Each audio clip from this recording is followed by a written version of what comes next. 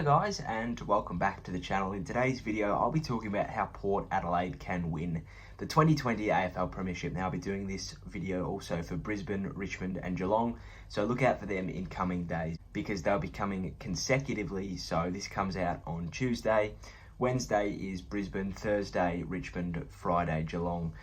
Just like that, so look out for all of them. Port Adelaide have been a smoky in a year where they've held the top spot on the ladder from round 1 all the way through to round 18, and that is amazing. I can't believe that we're still thinking they're pretenders, all of us except for the Port Adelaide faithful.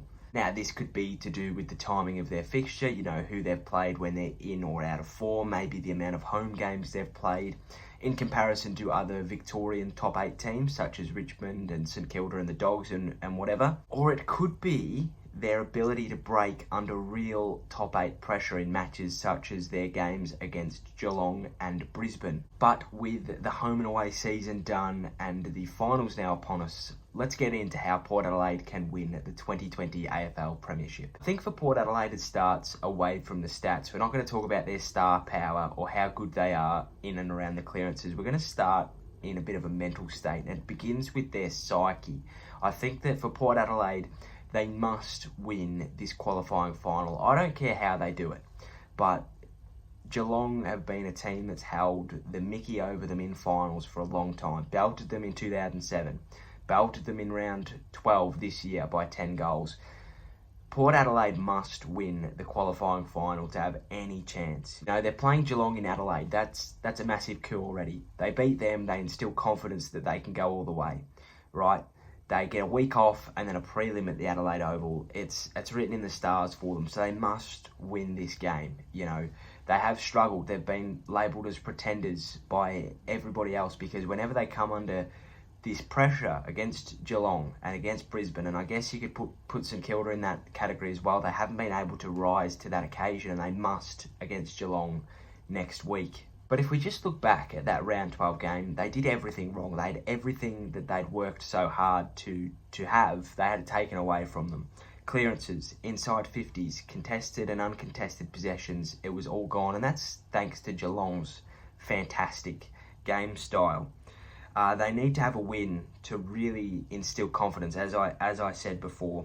And they need to really settle themselves down in the final series. For a team like this who come from outside of the 8 last year to then leading the ladder for 18 weeks plus 12 weeks, so 30 weeks technically if we're going to be real, you know, they need to win because they've been at that level all year. They just haven't been able to go above it. And, you know, a week off if they beat Geelong and a prelim at home, it may be the perfect recipe for the Port Adelaide Power to break their premiership drought of 16 years. Power are one of the best teams in the comp for clearances, especially in the middle. It's unreal. Last night they had 18 centre clearances and they won 14-4. Now that is amazing, and that's due to their midfield being able to read the ball off of either Laddams or the opposition ruck's hand so well. It's unbelievable because Laddams gets beaten a fair bit. He's young, he's inexperienced, he's coming up against the best of the best.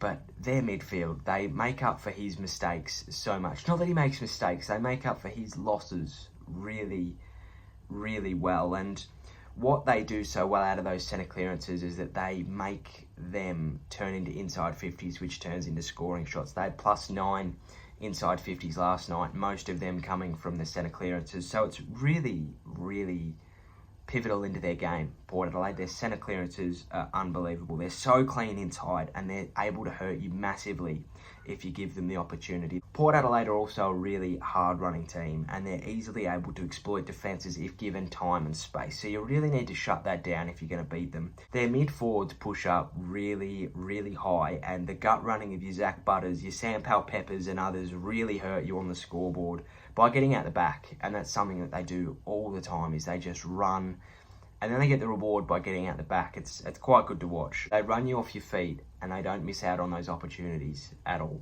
It's one of Port Adelaide's best attributes, is just their gut running. They don't stop. It's really, really important. So is this man, Charlie Dixon. He's a huge part of their game and he adds that scare factor within the forward line. He creates big contests and he draws the opposition's best defender, be that 1, 2 or 3 talls, you know. But what he does is he never gets outmarked. He always brings the ball to ground, and that's something that a lot of teams can't do. You know, the crummers are then waiting, they pick it up, they goal, you know, and that's all to do with Charlie's efforts, you know. Instead of, you know, noticing that, oh, I'm 3-on-1 here and giving away the mark, you know, he'll fight to the death, and he will make sure that if he doesn't mark it himself, he's going to bring it down. And teams struggle to stop him, but he is beatable. So, you know, even Darcy Moore couldn't stop him, or he had a pretty good run at him last night, Darcy Moore, but he just does things to turn the game back on his favour, Big Charlie. You know, goals out of the ruck,